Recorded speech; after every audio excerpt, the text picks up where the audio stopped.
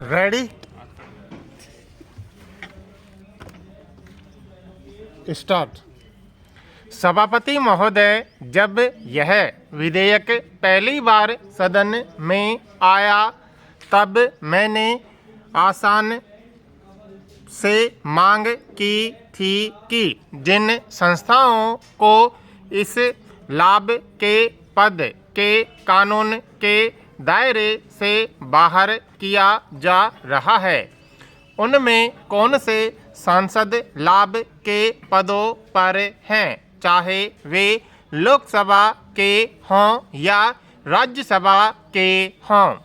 जो सांसद लाभ के पद पर आसीन हैं, यदि उस लाभ के पद को कानून के दायरे से बाहर नहीं किया जाता है तो वे सांसद कानून की पकड़ में आएंगे। यदि कोई सांसद न्यायालय में जाएगा तो न्यायालय निश्चित रूप से उनके खिलाफ जाएगा।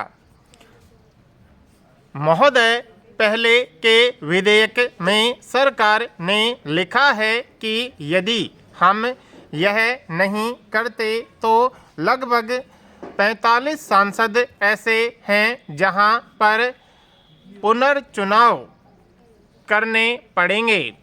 इसका अर्थ क्या होता है?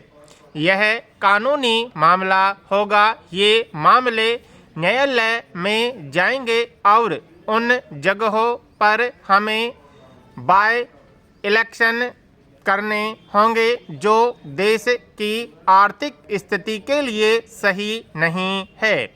यह सरकार ने अपने विधेयक में कहा है। अभी उस विधेयक की कॉपी मेरे पास नहीं है, नहीं तो मैं उसे आपको पढ़कर सुना देता। आपने विधेयक के कारण और उद्देश्यों में कहा है कि वहां पर बाय इलेक्शन करने पड़ेंगे, इसलिए हम और यह सदन जानना चाहता है कि सदन के साथ जिस जनता के हम नुमाइंदे हैं, जिस जनता ने हमें अपना प्रतिनिधित्व करने के लिए यहाँ भेजा है, वह जान जाए कि वे कौन से सांसद हैं जिनके लिए हमारे पास केवल बहुमत है और बहुमत के बल पर सत्ता का दुरुपयोग करके हम इस प्रकार का विधेयक लाकर बड़ों को बचाने का पाप इस सदन में कर रहे हैं। कम से कम वह सूची तो सदन के सामने रखी जाए, लेकिन वह सूची भी सदन के सामने नहीं रखी गई। सभापति महोदय, जब माननीय मंत्री जी यहाँ बोल रहे थे तब मैं उसे सुनकर थोड़ा हैरान हो रहा था। उन्होंने कई तर्क दिए। मैं उनको जवाब या सफाई देने के लिए यहाँ नहीं खड़ा हुआ हूँ, लेकिन मुझे इस बात का आश्चर्य हुआ कि हमारे देश में संसदीय लोकतंत्र है, हमारी संसदीय कार्य प्रणाली है और सारा देश इस संसद का अनुकरण करता है। मैंने पहली बार यहाँ सुना हमारे मंत्री जी कानून के विद्वान हैं। वे हमें यहाँ से संदेश दे रहे थे कि अब हमें कर्नाटक और झारखंड का अनुकरण करना चाहिए। सर्वोच्च संसद का अनुकरण राज्यों की विधानसभाओं को करना चाहिए। श्रीमन, यहाँ पर हमें यह शिक्षा दी गई कि हमें अब राज्य विधानसभाओं का अनुकरण करना चाहिए। अगर वे सही हैं तो हम भी अपनी जगह सही हैं, और यदि वे गलत हैं और यदि आप उनका अनुसरण करते हैं तो वह गलत है। मैं आपके माध्यम से मंत्री जी को प्रार्थना करूंगा कि आपने आज सदन में जो भी कहा, आप रात को अपने इस वक्तव्य को पढ़ें। आप इसे पढ़कर अपने आप पर हंसेंगे। यह मुद्दा हमारे विवाद का नहीं है। हम किसका अनुकरण करना चाहते हैं। यदि झारखंड ने किया वह गलत है और कर्नाटक में जो हुआ वह भी गलत है, तो हम सदन में क्या कर रहे हैं। महोदय, यहाँ संविधान के अनुच्छेद 102 और अनुच्छेद 103 का जिक्र किया गया है। संविधान ने हमें यह अधिकार दिया है। आप सदन को कोई नई बात नहीं बता रहे थे। आपको उस कानून में संशोधन का पूरा अधिकार है, लेकिन उसे संशोधित करने का आपका तरीका गलत है। जिन सदस्यों या संस्थाओं को हम अब उसके दायरे से बाहर कर रहे हैं, वे संस्थाएं कब से हैं। लाभ के पद का कानून कब से अस्तित्व में है। आज इसमें दोनों सदनों के 45 सदस्य शामिल हैं, लेकिन जब उन सदस्यों की नियुक्ति की गई तब उनको जानकारी नहीं थी कि हमारे देश में लाभ के पद का कानून भी है और हम उसका उल्लंघन कर रहे हैं। 15-20 सालों से हम उस कानून का उल्लंघन कर रहे हैं और हम उसका लगातार उल्लंघन करते आए हैं।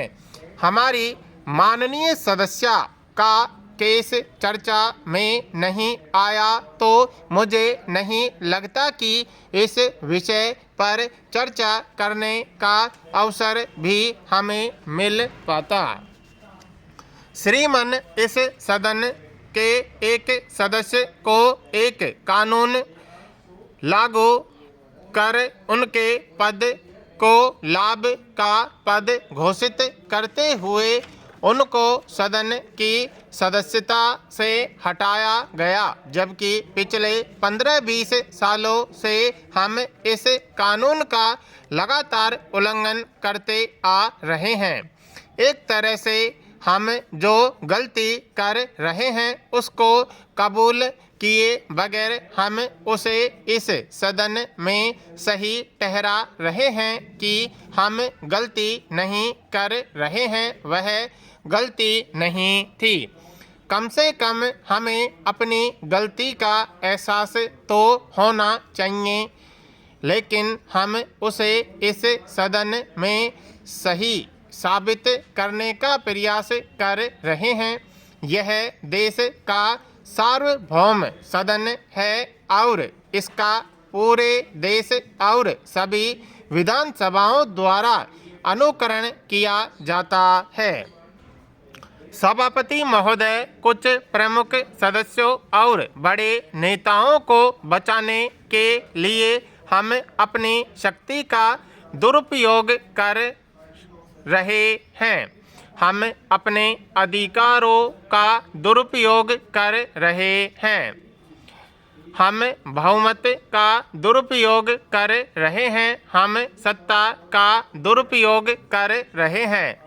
जिस प्रकार से चाहे केंद्र सरकार हो या राज्य सरकारें, उनकी विश्वसनीयता इस देश में खत्म हो चुकी है, उसी तरह आज आप लोगों पर यह बात कायम करने जा रहे हैं कि भविष्य में हमारी संसद की विश्वसनीयता भी खत्म होगी। यह चेतावनी मैंने उस समय भी दी थी और आज भी दे रहा हूँ। इसीलिए हमने इस विधेयक का उस समय भी विरोध किया था और आज भी इसका विरोध करते हैं। इस विधेयक से कोई भी भला होने वाला नहीं है और सदन के चुने हुए सदस्यों को भी इससे कोई लाभ नहीं है।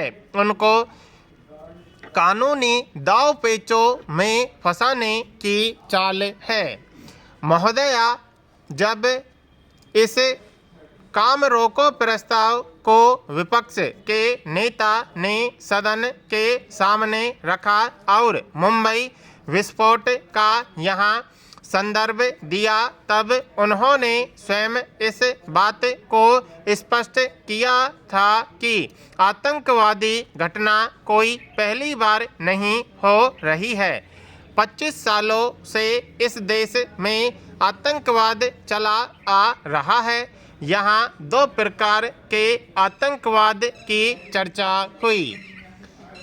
हमारे माननीय संसद सदस्य ने और वामपंथियों ने भी उसका जिक्र किया कि हमारे यहाँ 2 प्रकार के आतंकवाद थे। हमारे यहाँ जो अंदरूनी आतंकवाद था, एक असम का आतंकवाद था और दूसरा पंजाब का आतंकवाद था। दोनों प्रकार के आतंकवाद से हम लड़े और लड़ाई में हम सफल भी हुए और उसको हम मिटा सके। लेकिन जो आतंकवाद श्रीनगर से शुरू हुआ, वह आतंकवाद कब कन्याकुमारी तक पहुंच गया है। इस आतंकवाद की जड़ें सीमा पार हैं। इस देश में सरकार चाहे किसी की भी हो, मैं 11वीं लोकसभा से इस सदन में सदस्य हूँ और सारे प्रधानमंत्रियों को हमने इस सदन में देखा और सुना है। 11वीं लोकसभा से जितने भी सदन में गृह मंत्री हुए, उन सारे गृह मंत्रियों के बयान हमने इस सदन में सुने हैं कि जितनी भी आतंकवादी घटनाएं इस देश में होती हैं, उन सभी आतंकवादी घटनाओं के पीछे पाकिस्तान का हाथ है। और जब मुंबई में विस्फोट हुए तो सरकार ने और प्रधानमंत्री जी ने भी कहा कि इसमें पाकिस्तान का हाथ है।